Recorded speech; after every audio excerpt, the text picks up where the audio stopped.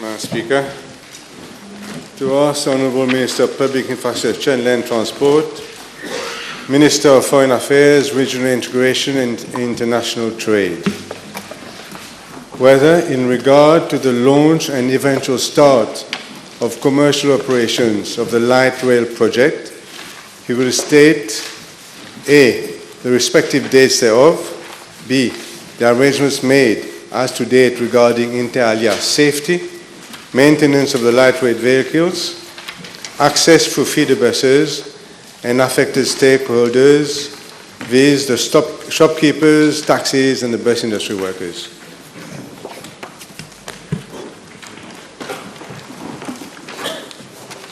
Madam Speaker, I have, since the award of the contract for the implementation of the light rail project, which is the most complex and prestigious infrastructural project undertaken in Mauritius, replied to no less than 8 PNQs. I have had the opportunity to give the necessary explanations and clarifications on various aspects of the project, namely financial, technical, environmental, safety, relocation and displacement of utilities, interface with traffic, amongst others. I would like to thank the Honourable Leader of the Opposition for this question, which gives me the opportunity to indicate the substantial progress achieved so far. And I'm pleased, Madam Speaker, to inform that as at to date, Phase 1 of the project, which comprises the stretch from Rosehill to Port Louis, is around 95% completed. Madam Speaker, the Metro Express project is progressing towards substantial completion. All major infrastructural works have been completed. All flyovers and bridges at Rosehill, Saint-Louis and Codan are completed, along with underpasses at Chebel, Monte-S and Coromandel. The laying of rails between Rosehill and Richelieu Depot are 100% completed. Traction power between Rosehill and Richelieu is substantially completed. Rail laying between the depot to Victoria are in an advanced stage of completion and is expected to be completed for trial runs.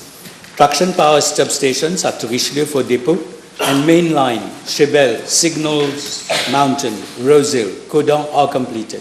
Power charging is completed for 3 locations, and communication towers for radio communication to Rosehill, Richelieu, Beaubassin and Saint-Louis are installed, and testing and commissioning is in progress. The electronic ticketing machine have been installed in 4 out of 7 stations, and installation in the remaining stations is in progress, Madam Speaker. Communication and monitoring equipment installation is completed in 4 out of 7 stations, and testing and commissioning works in progress for various systems, including the light rail vehicles at the depot and in the main line. The 7 light rail stations have already been put in place. Madam Speaker, as regards to Part A of the question, the soft launch of the Metro is scheduled for the end of September 2019. As from the 1st of October 2019, it is planned for trial runs to start, which will accommodate selected number of passengers and limited trips. These trial runs will increase in frequency progressively and accommodate more passengers as testing of all the systems and fine-tuning are in progress. Pre-commercial operation is an established practice in the train industry all around the world. The schedule of the trial runs is being prepared at the moment, and same would be communicated shortly. As already announced, passengers boarding and experiencing the Metro will enjoy the trial runs will last until end of October. As for customer service, it will start in November 2019 after all the systems have been fully tested for optimal reliability. Madam Speaker, safety is of paramount importance in any rail project. And with regards to Part B, subsection 1 of the question, I'm informed that all along the project cycle, safety has been a key factor throughout the design, development, implementation, and thereafter commercial operation.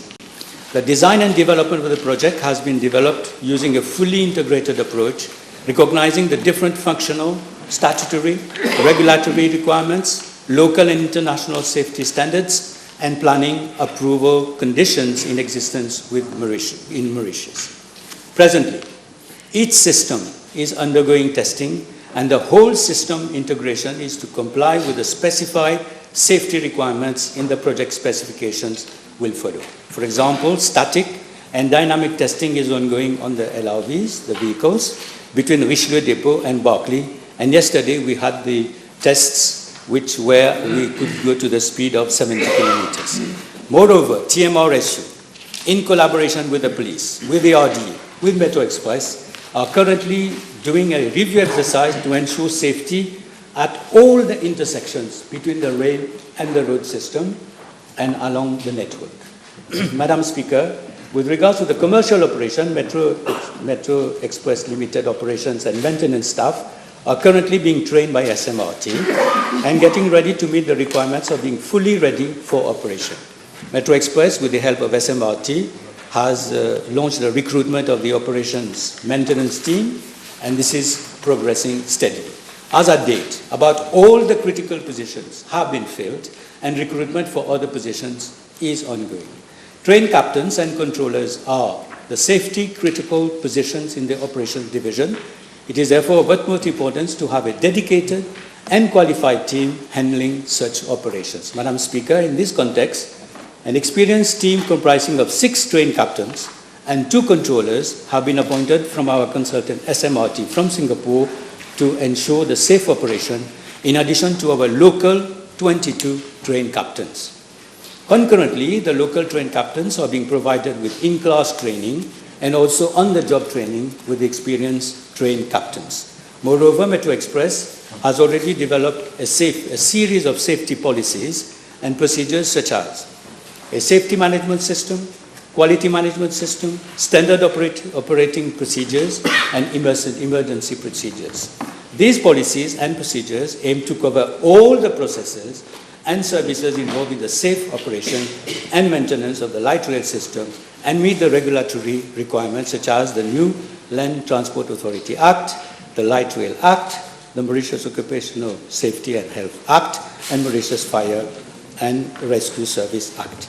Concurrently, Metro Express is working very closely with the police and fire services to manage crowd control at stations and ensuring safety and security along the whole network. Additionally, we are reinforcing security aboard the LRVs and the Operations Center with additional 90 stations and customer support staff. Metro Express Limited, Madam Speaker, has launched an extensive sensitization and education program on safety for use and interaction with the LRT system, and this will include broadcast of videos, leaflets, posters, and radio campaigns.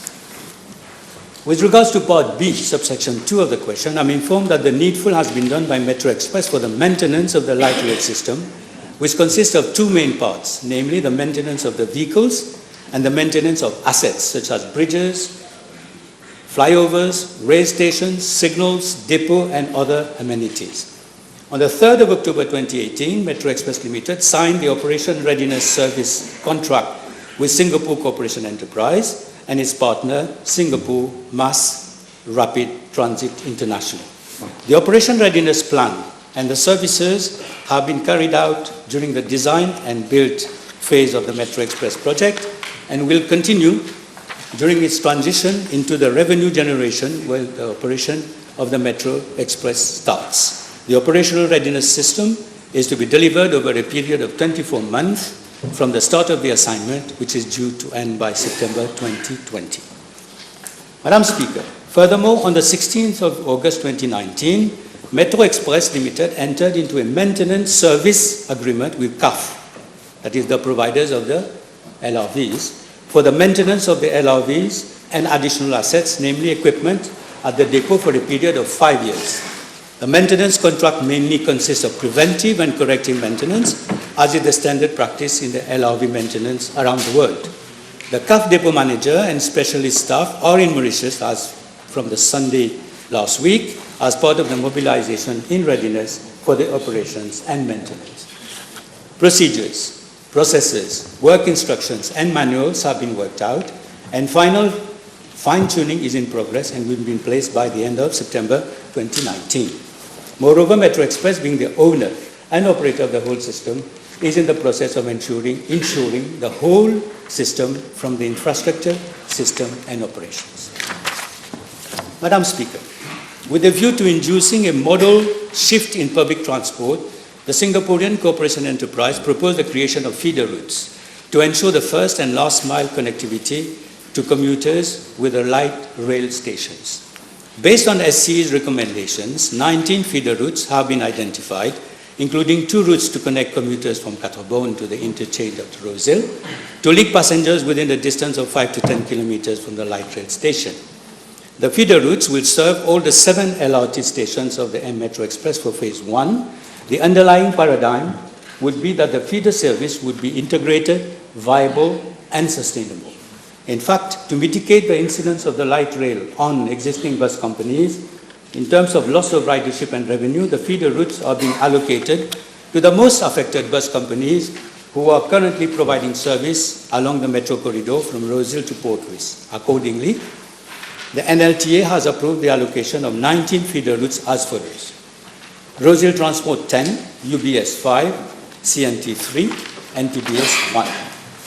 Applications have been also received from the above bus companies for a variation of their road service license in respect of 55 buses with drivers and conductors of length not more than 9 meters to operate along the feeder routes identified as follows: Rosehill Transport 23 buses, UBS 18 buses, NTC 11 buses, and TBS 3 buses. It is planned that the buses would operate at a 15 minutes interval, and the NLTA would assist the demand and ridership during the initial months of operation and would make adjustments to the feeder system. I have also been told that we have upgrading works of our infrastructure for the roads, bus stops, and connecting the feeder system, the feeder routes. The feeder bus would be free for all passengers that transfer to and from the light rail system. An electronic ticketing system would be installed on all the feeder buses and which will be integrated with the ETS of the metro system. The contactless card, smart card of the Metro Express will be used on all the feeder buses. Revenue to the operators would accrue from the existing free travel scheme, the additional financial support under the bus company's recovery account, fare paying passengers, and a rebate scheme currently being worked out by the bus operators. Consultations are underway by my ministry with the various bus operators concerning. I have scheduled a meeting with them next week to finalize all the pertinent details. Madam Speaker, by having an integrated ticketing and infrastructural system, the journey from feeder buses to light rail and vice versa will be seamless for all passengers. Similar to the Metro Express, the feeder bus service will have a soft launch. Subsequently, the service will be fine-tuned and consequently improved together with the NLTA, Metro Express, and the bus operators. I would like to reassure bus operators that subsidies from the free travel scheme and the bus company's recovery account would be maintained for the operation of the feeder routes. In addition, the bus operators would derive additional revenue from the fare-paying passengers. Ultimately, Madam Speaker, the feeder services would emerge as a modern, viable and sustainable transport service, fully integrated with the metro system. Madam Speaker, as regards to Part B, subsection 4, the reduction of buses plying parallel to the metro alignment would be gradual, starting from 30%. In addition to the implementation of feeder routes, the NTA would also re-engineer bus services in terms of the creation of new routes and supplementing services along existing routes. As I have already stated in the House earlier, this government would ensure that the operation of the Metro Express has minimal impact on the employment of bus employees. In fact, it is anticipated that the re-engineering of the bus services and the integration of the bus system with the metro system would offset any shortfall in revenue. As I stated in my reply to PNQ on the 24th of October 2017, a bus re-engineering strategy has been elaborated by the NLTA, aiming at mitigating the possible impacts of the Metro Express on the bus industry. In this context, new routes, supplemented bus services along existing routes, and feeder bus services to ensure the first and the last mile connectivity of commuters traveling by train have been identified to compensate any shortfall in revenue of bus operators that would result due to possible loss of ridership with the advent of the operation of the metro. As I also mentioned earlier, following concerns raised by the bus industry employees in respect for their job security and the apprehensions they express in regard to their terms and conditions of employment in the wake of the coming into operation of the metro, government instituted a ministerial committee under the chairmanship of the Deputy Prime Minister and to consider the impact of the implementation of the metro on the bus industry and to make recommendations on the best way forward in order to ensure a seamless integration. This committee has been meeting and is monitoring the situation very closely. Madam Speaker, the government wants that the free travel scheme and the bus recovery scheme be re-engineered so as to become more transparent, more sustainable and more accountable. Pricewaterhouse has recommended that with a re-engineering of a savings of 10 to 15% of the whole 2 billion budget can be obtained, and this money will be re-injected in the bus industry. Madam Speaker, I am also pleased to announce, and I would like to thank the Prime Minister for this, that the Chinese authorities have agreed to a special grant of 500 million to finance the acquisition of 100 modern electric buses to serve the feeder routes. These would be allocated to all the companies which would have been impacted upon by the metro, that is UBS, CNT, and Rosehill, according to the gravity of the impact. So if there is one company which is going to be affected today, it is going to be Rosehill Bus Transport. Tomorrow it is going to be UBS and CNT. Madam Speaker, I intend to pursue consultations with the representatives of trade unions and all those who would be adversely impacted by the metro to ensure an integrated public transport system where the interests of existing players will be duly safeguarded. The services of bus conductors would be maintained in the feeder buses. In our projection, 200 buses would be involved between Cupip and Port Louis.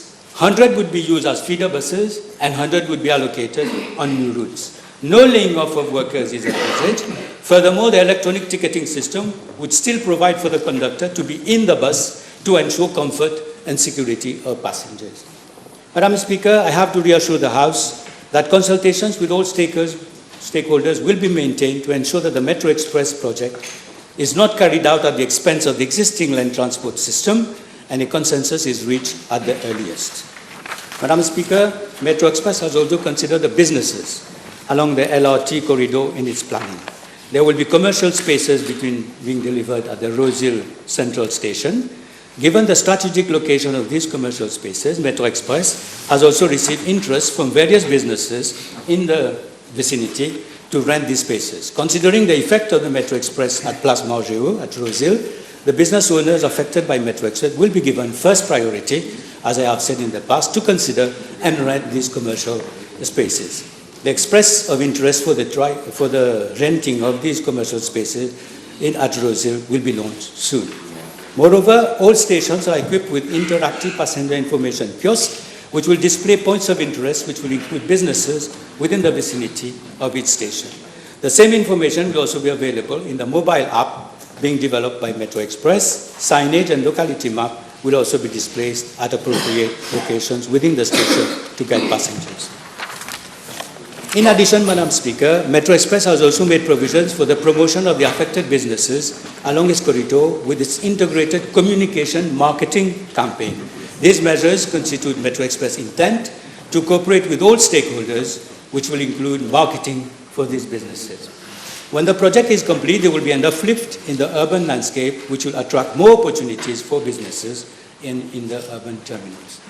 When it comes to taxi, the Ministry is considering to extend the electronic ticketing system of the metro that is being implemented to the taxi system, so that with the same card you could travel on the taxi, on the feeder and on the train. For those taxi people who are taxi owners who are willing to participate to facilitate payment using the ME card and achieve better integration with the LRT. I would like to inform the House that the number of existing taxi ranks at Place Margéo has not been affected as a result of the project. Moreover, there will be an additional 4 taxi ranks being constructed at Place Margéo as part of the project. Additional taxi ranks will also be made available at Beaubassin, Coromandel, Port Louis Victoria to provide more opportunities to taxis and to facilitate transport integration. Madam Speaker, with all these measures I have just mentioned regarding the safety, maintenance, and arrangements regarding feeder buses, the House will reckon that the government and the Metro Express Limited have taken all measures to ensure that the commercial operations of the metro service are done in the most conducive without any safety hazards. In 2 weeks' time, people will have the opportunity to experience the most innovative, sustainable, and reliable transport system. Madam Speaker, this is a 30-year dream, and it is coming true in less than 15 days. Madam Speaker, we are endowing our country with the most modern mass transit system the country can afford. We have been acting responsibly in the best interest of the people and the country. History will recall that, Madam Speaker. Thank you. The Honourable Minister has taken more than the allocated time, so I'll compensate this in terms of time allocated to you. Thank you, Madam Speaker. You're very kind. Thank you. Safety being obviously a key feature of this project, Madam Speaker, I'd like to ask the Honourable Minister, she hasn't mentioned at all certification of the whole system and a certification also by overseas independent safety assessors. I understand that to date, within a few days of the so-called soft launch, this report has not yet been received from overseas. Madam Speaker, I would assure the House and the public at large that if we don't have the international safety standards, we will not start the train system. This is what the Prime Minister has said, and this is the system that we would like to. Let me explain how the safety system works. In fact, there's a testing of each system.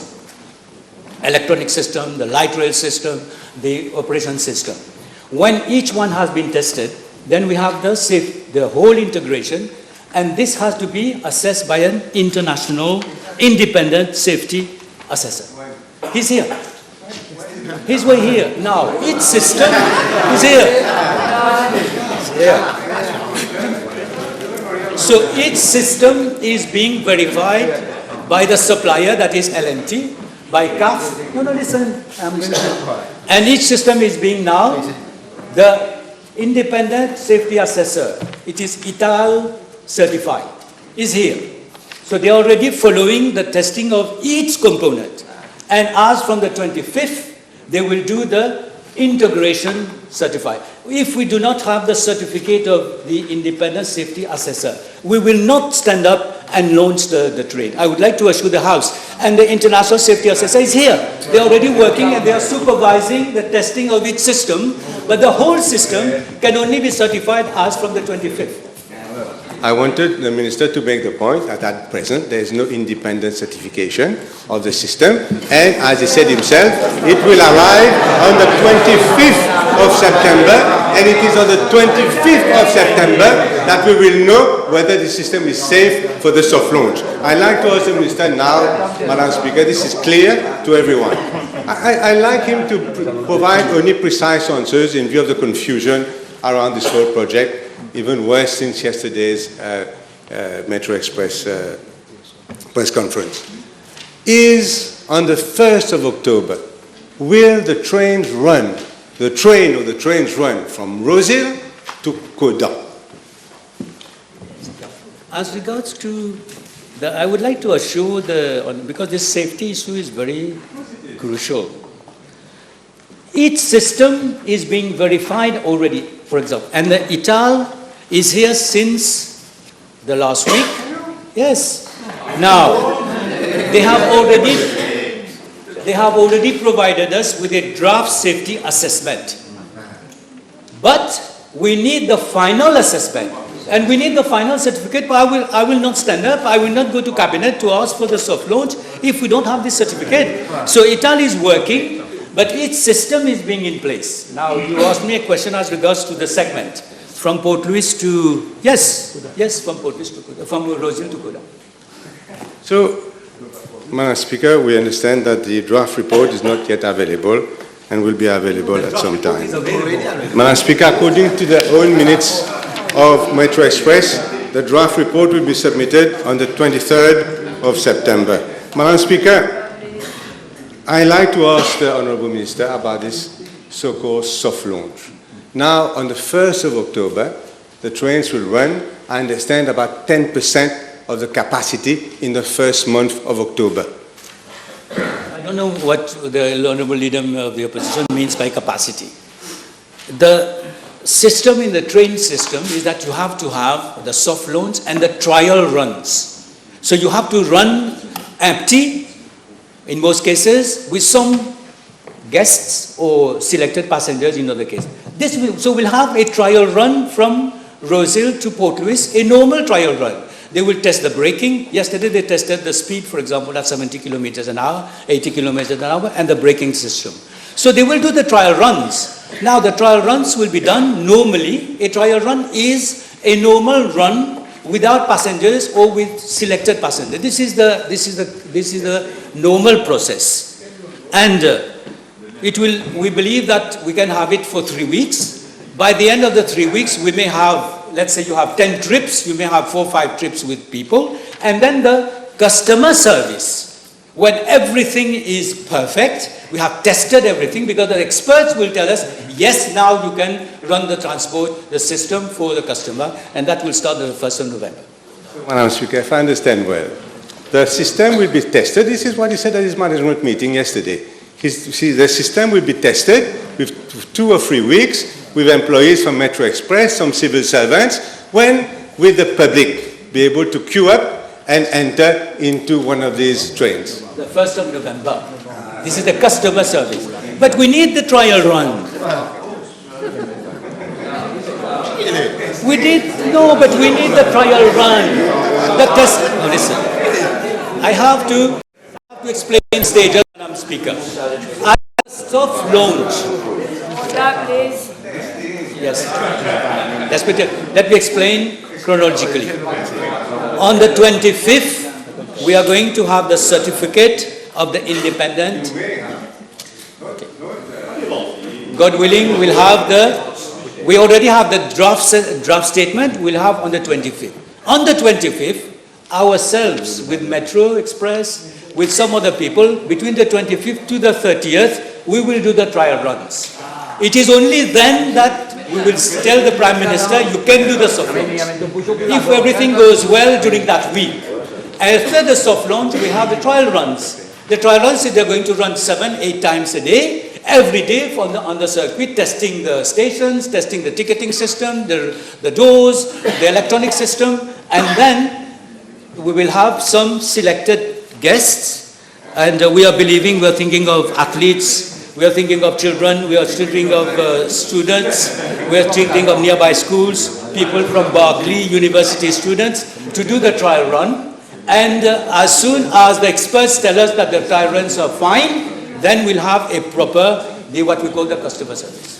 So you have testing for the first 3 weeks of October with some selected people, probably people you don't like, so that you test the doors and the brakes, etc. And this is, therefore, it will be only on the 1st of November that the public will be allowed to queue up, and we understand this. Madam Speaker, I'd like to ask the Honourable Minister, how long will the soft launch, you said 1 month, and we also mentioned that it will be a free service. Is a free service going to be only in October, or is the free service going to extend to November until the date of the election or whatever?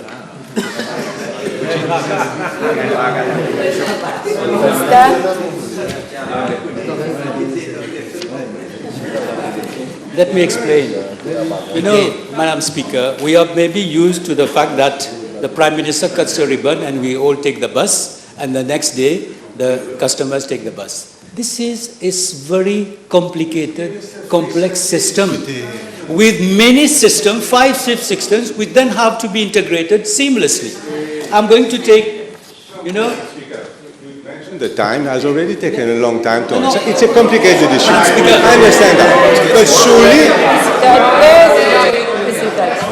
Honourable Leader of Opposition, I said, and that's why I said it right at the beginning, I said that the Honourable Minister has taken more than the allocated time, but I'll give you time for supplementary questions. And in fact, I'll give you more than the allocated time for supplementary questions. Madam Speaker, this is for the nation, and I want to be very clear. A rail system is not a bus system. I'm going to take one example. Interrupt him, honorable leader of opposition. Allow him to finish. He has to explain. Madam Speaker, I'm going to take an example. The Mecca-Medina high-speed rail. Every week, you had tests on days. Listen, and 4,000 passengers were invited by the Saudi authorities for those trial runs. This is practice. This is exactly what we are doing. We are not doing testing, we are doing running. I make a difference. The testing will stop as regards the end of September. We'll do the running, and then the commercial service is the service is going to start on the 1st of November. And let me tell the House and the country at large. I talked to the Prime Minister this morning, and he has, as Minister of Finance, please listen to me. He has allowed us that the free metro for whole month of November will be available to the public in Mauritius. Free.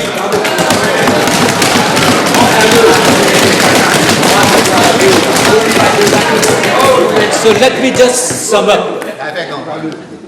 International Verifier 25th.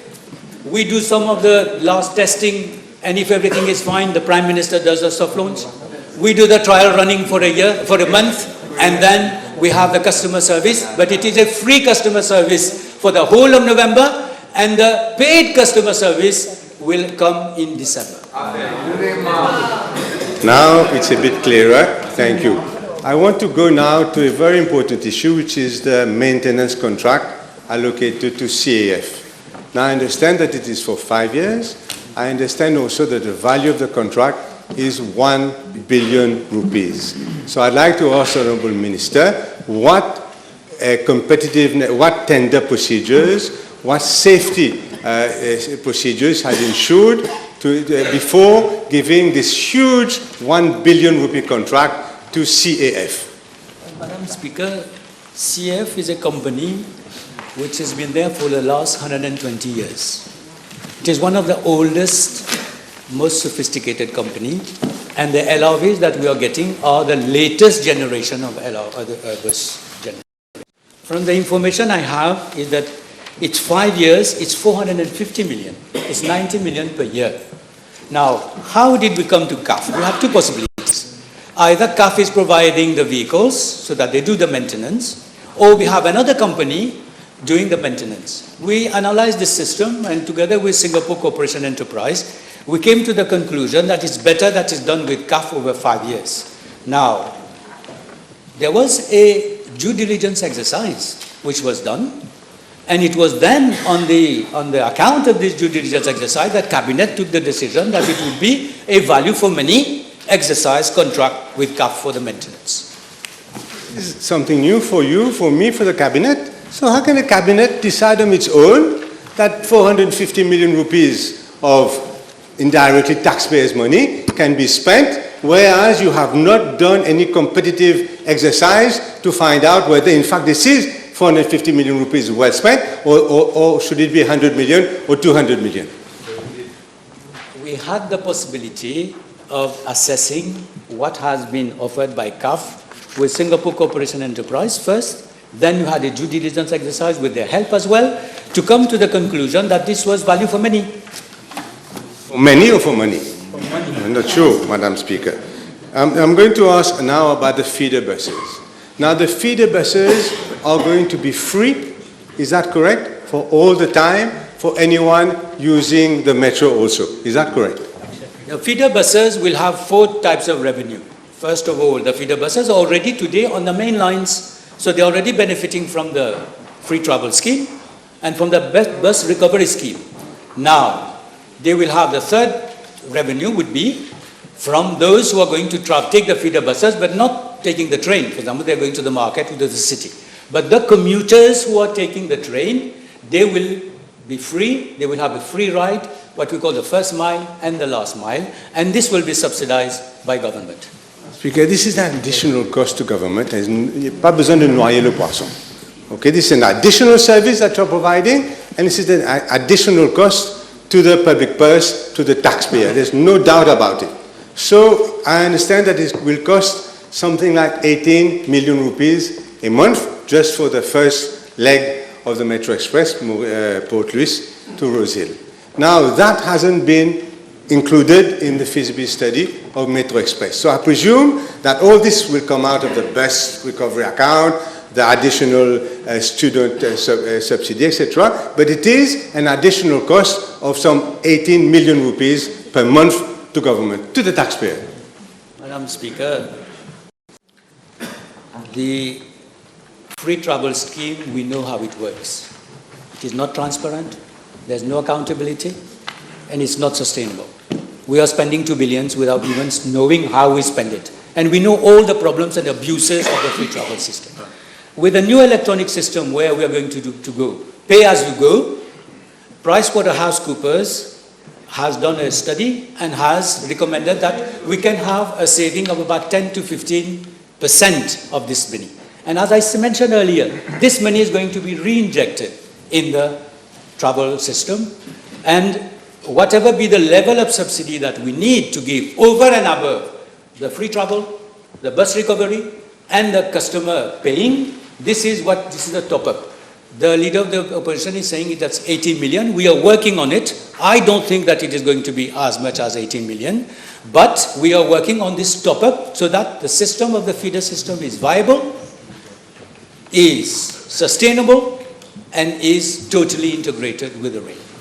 Speaker, whether it comes from the bus recovery or any account, it's an additional service and it's an additional cost to the taxpayer, and it will come up to nearly 18 million, less any of the money that can be recouped from other users. That is a fact, Madam Speaker.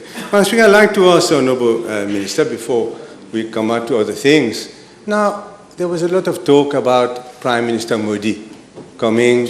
Is he coming now on the 1st of October? Why is he coming now? Or has he decided that he doesn't want to come at the end of the day? Is Prime Minister Modi, can you be precise? Because I'm sure that he doesn't decide like this government as from yesterday. Has he accepted? Has an invitation been sent? Has he accepted? Or has no invitation been sent at all? This is a question I cannot answer. But I would like, this is a question I cannot answer. It will be for government to consider this possibility. I would like to say one thing, Madam Speaker. The Honourable Leader of the Opposition was Minister of Finance. He was in the government between 2006 and 2000. You know what was the metro? Listen to your metro. Listen to your metro. Your metro was costing 37 billion. You were closing. Listen.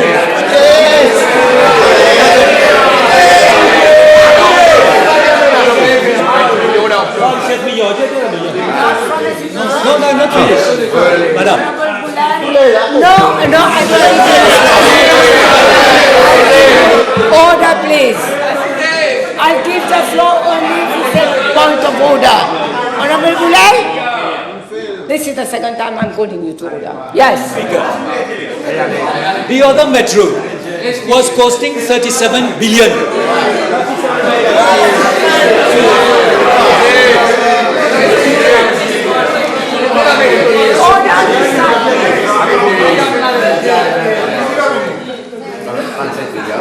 It was closing 60 bus routes. There was no allocation of feeder or whatever. And there was no plan for workers. And it was a subsidy of 800 million per year.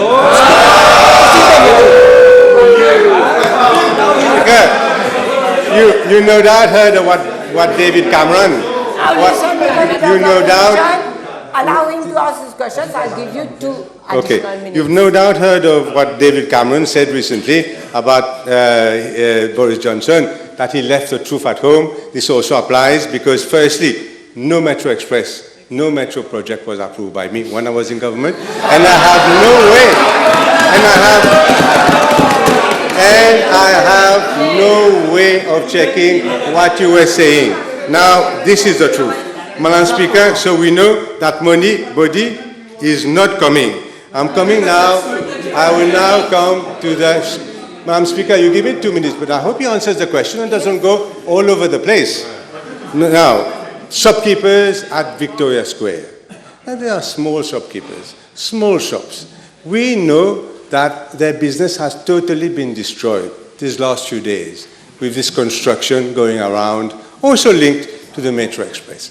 What I'm going to ask the Honourable Minister, since he seems 100 millions everywhere going, why isn't some decent compensation given to these Chijimun who have these small businesses around Victoria Square, and probably the same to the taxi drivers and the other business holders who are affected by this huge development at Victoria? The taxi drivers, now they are near the bus and they are very near the Air Mauritius terminal.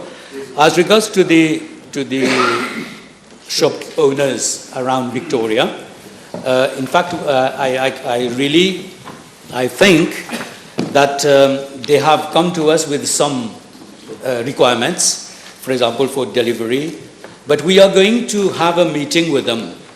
And the first thing I think we can offer to them will be the opportunity to be in the terminal, where we believe, no? You never believed in the terminal. You never ever believed in the terminal. Now the works are coming. 80,000 people are going to be in the terminal every day. So we are going to work with the, just I had promised my honourable colleague Bhagwan for Rosil. No?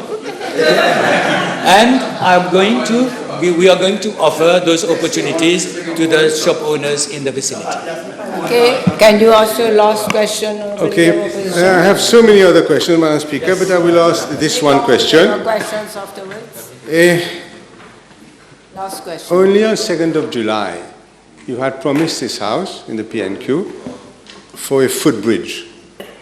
Footbridge between Kodan side and Victoria side. Where is the footbridge? No, we had said temporary. Yeah. Now, the piles have already been done. Huh? The piles have gone 20, 30 meters in the ground. So the piles already there. We are working with the consortium as regards to the temporary system, because the main system is going to be done, it will take a number of months. So you will have, as I always mention, a temporary footbridge.